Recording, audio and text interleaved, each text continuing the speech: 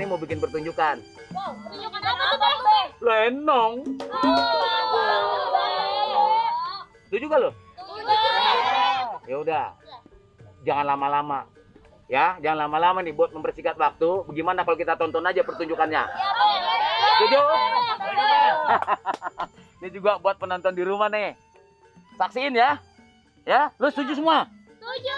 Oke, kalau begitu, ayo kita saksiin di adegan yang pertama. Lenong itu adalah bentuk kesenian tradisional Jakarta, dan di dalam lenong itu mempunyai kekuatan improvisasi dalam berdialog. Isu-isu sosial sering menjadi tema dalam pertunjukan lenong tersebut, tapi sayangnya lenong itu kurang diminati oleh kaum muda di Jakarta. Dalam bentuknya yang sekarang, lenong belum melibatkan anak-anak muda secara aktif dan juga belum berhasil mengintegrasikan bentuk keseniannya dalam proses pengembangan dan pertunjukannya.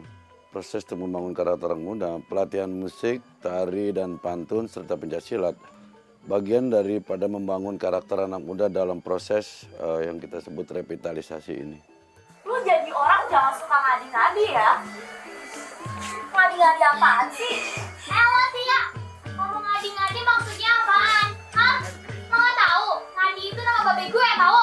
Ini nih, tipe orang yang norak. Seni lenong ini terus berkembang, sudah sangat terkenal tidak hanya di Jakarta tetapi di penjuru tanah air mengenal seni teater yang disebut lenong itu. Sutradara-sutradara lenong atau grup-grup lenong itu harus mendatangi remaja-remaja sekarang, karena kalau kita lihat sejarahnya lenong itu terus bergerak, terus berkembang gitu ya. Terus mengaktualisasikan diri, dia bisa menyesuaikan kekinian ya, walaupun ada pakem-pakem lenong yang tidak boleh dilanggar. Dramaturgi lenong harus dipertahankan, harus dijaga. Tetapi pada hakikatnya lenong itu terus berkembang. Lenong itu sebetulnya memungkinkan seseorang membangun kepribadiannya.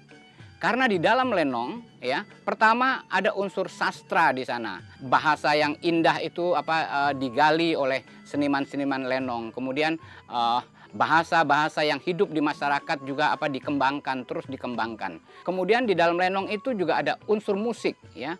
Juga ada unsur tari di dalamnya, ada unsur gerak. Dengan begitu anak-anak tahu mana baik buruk. Jadi banyak sekali pelajaran-pelajaran yang positif, pelajaran-pelajaran yang baik.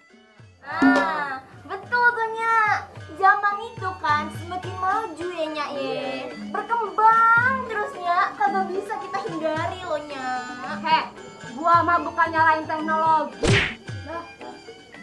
Lu pada kagak sadar apa lu pada kesurupan, ha? Gua mah cuma ngingetin. Ngingetin apaan sih lo? Ngingetin lu pada lah. Lah iya apa? Yang kagak siap ngadepin perkembangan teknologi. Halo, perkenalkan nama saya Kurnia Astuti. Hai, nama saya Dedi.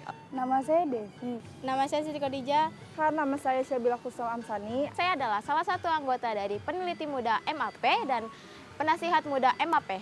Di sini alasan saya kenapa saya ingin mengikuti lenong. Karena yang pertama, lenong bisa dijadikan sebagai media mengekspresikan diri. Saya sebagai generasi muda harus sadar bahwa melestarikan kebudayaan Indonesia adalah salah satu hal yang penting, yaitu salah satunya adalah lenong. Karena saya tinggal di Jakarta dan lahir di Jakarta, jadi saya perlu untuk melestarikan kebudayaan tersebut. Harapan saya, semoga kedepannya Kita bisa menjalankan peran dengan baik dan profesional. Tidak ada kendala di setiap saya latihan. Harapannya adalah untuk mengenalkan lenong serta melestarikan kebudayaan Betawi. Ini saatnya kita tunjukin bahwa orang asli nggak bisa dianggap remeh.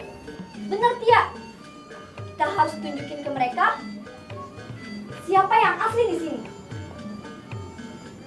Mereka atau kita.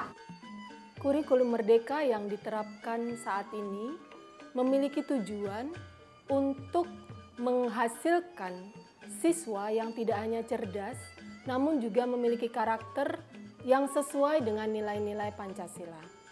Oleh karena itu, profil pelajar Pancasila menjadi acuan penting dalam proses pembelajaran.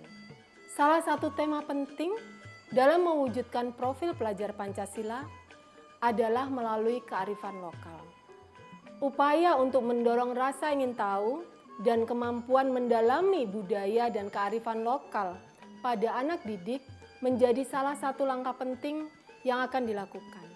Lenong merupakan salah satu budaya masyarakat Betawi dengan kekhasan dan kekuatan antara pelaku seni dan penonton, sehingga dapat tercipta diskusi untuk mendalami nilai-nilai penting kehidupan sekaligus mengenal tradisi lokal. Dalam hal ini, revitalisasi lenong merupakan upaya untuk menumbuhkan ketertarikan siswa dan meningkatkan kemampuan mereka untuk mengenali budaya dan memahami kearifan lokal. Maka ini menjadi salah satu faktor kontribusi penting dalam kurikulum pendidikan Indonesia yang bertujuan untuk mewujudkan pemuda cerdas dan berkarakter. Gua mau dilawan. Itu biar lu pada paham, ya. Jadi nggak ada yang namanya beda-beda suku. Bineka Tunggal Ika. Walaupun berbeda-beda, kita tetap satu.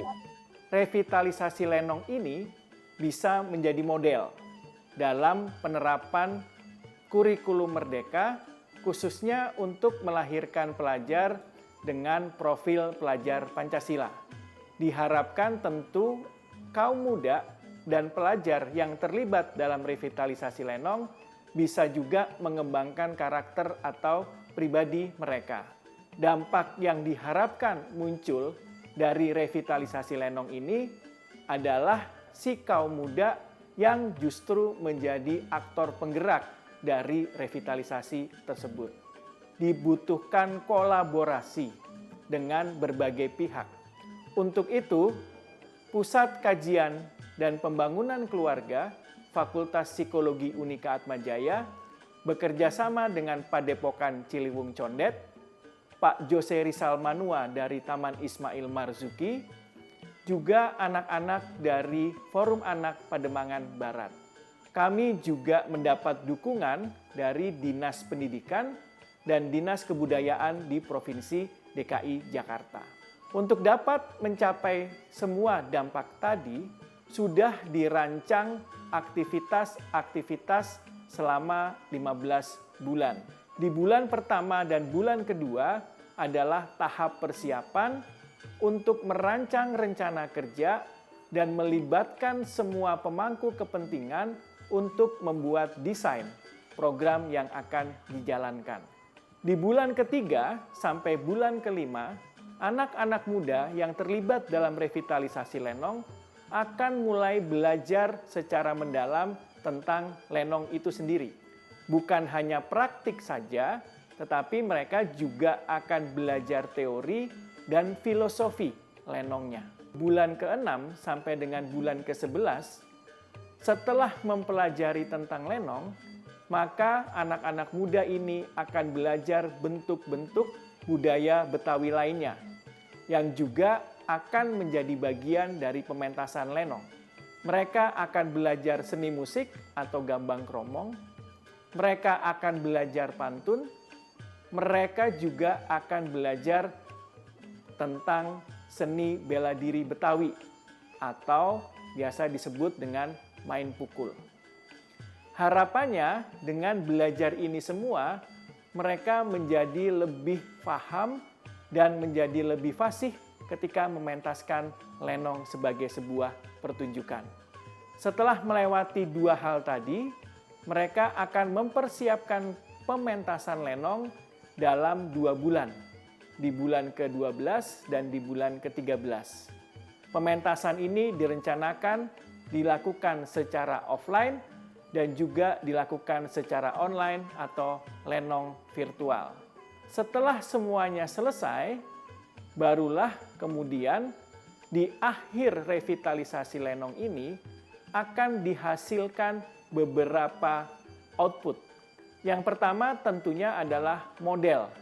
Bagaimana menggunakan seni budaya sebagai salah satu muatan lokal dalam kurikulum pendidikan di tingkat menengah.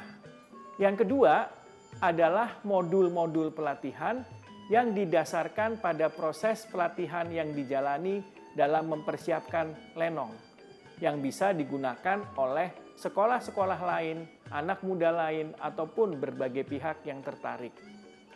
Dan yang ketiga, tentunya dalam keseluruhan proses ini akan juga dilakukan penelitian untuk mengetahui sejauh mana dampak yang diharapkan muncul memang terjadi dan bagaimana anak muda yang menjalani proses ini juga mengembangkan karakter atau kepribadian seperti yang diharapkan.